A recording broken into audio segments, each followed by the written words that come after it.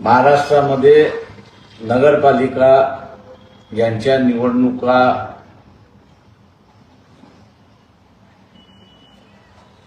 चाललेल्या आहेत. वंचित बहुजन आघाडीच्या सर्व उमेदवारांना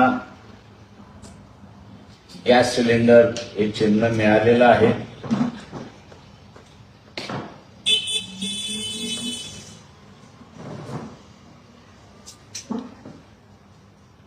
एकंदरीत पक्षाच्या उमेदवारांची परिस्थिती ही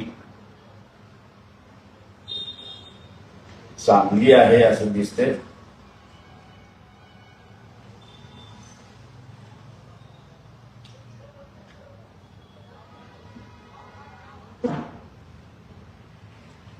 व्हीव्हीपॅट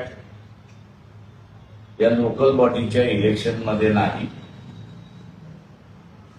मी दुर्दैव असं म्हणेन की इथला असणारा राष्ट्रवादी काँग्रेस असेल, शिवसेना आहे, कोबाटा आहे,